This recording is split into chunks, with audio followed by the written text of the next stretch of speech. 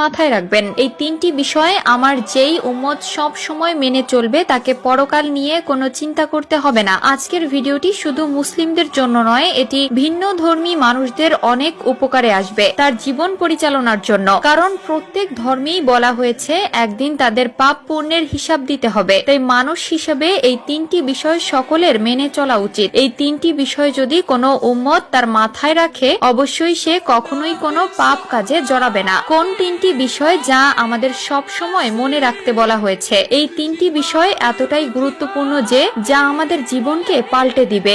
এই বিষয় তিনটি যদি আমরা মনে রাখি এবং সব সময় মেনে চলি, তাহলে আমাদের পরকাল নিয়ে কোনো চিন্তা থাকবে না। প্রিয় দর্শক, আজ এমন তিনটি বিষয় নিয়ে আপনাদের সাথে আলোচনা করব যা আপনাদের জীবনকে পুরো পাল্টে দিবে এবং পাপ কাজ থেকে নিজের মনকে উঠিয়ে ফেলতে পারবেন। ছোট বড় যত গুনাহ আছে সবগুলো থেকে নিজেকে দূরে রাখতে পারবেন। অবশ্যই ভিডিওটি সম্পূর্ণ দেখবেন এবং ভিডিওটি শেয়ার করে দিবেন যেন আপনার অন্যান্য মুসলিম ভাইয়েরা এই বিষয়টি মেনে চলতে পারে। হয়তো আপনার একটি শেয়ারে কারো জীবন পরিবর্তন হয়ে যাবে। 1 নম্বরে যে বিষয়টি নিয়ে বলা হয়েছে সেটি হলো, যদি কোনো খারাপ কাজ করার চিন্তা মাথায় আসে তাহলে অবশ্যই মনে মনে স্মরণ করবেন আল্লাহ সবকিছু দেখেন। যে কাজ আমি গোপনে করব সে কাজ কেউ না দেখলেও আমার আল্লাহ দেখেন। সব সময় মনে করবেন আমি যতই লুকিয়ে পাপ করি, দুনিয়ার মানুষ থেকে আড়াল করতে পারলেও উপরের স্রষ্টা থেকে আড়াল করতে পারবো না। এই বিষয়টি মাথায় রাখলে অবশ্যই পাপ থেকে ফিরে আসতে পারবেন।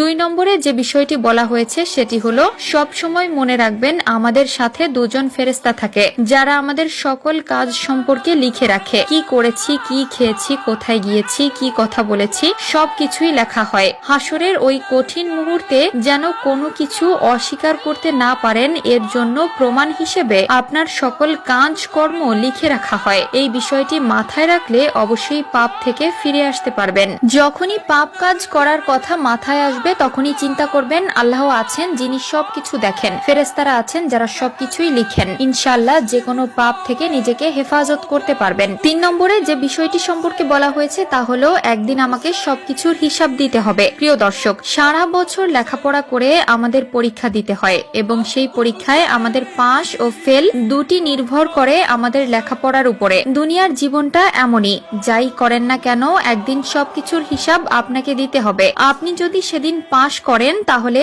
আপনি পাবেন আল্লাহর জান্নাতে জায়গা, আর যদি আপনি হেরে যান তাহলে আপনার জন্য বরাদ্দ করা হবে জাহান্নাম। অবশ্যই কোনো খারাপ কাজ করার আগে চিন্তা করবেন এই পাপের হিসাব একদিন আপনাকে দিতে হবে। প্রিয় দর্শক, আশা করা যায় আপনি যদি এই তিনটি বিষয় সব সময় মেনে চলেন, কখনোই পাপের দিকে এগোতে পারবেন না।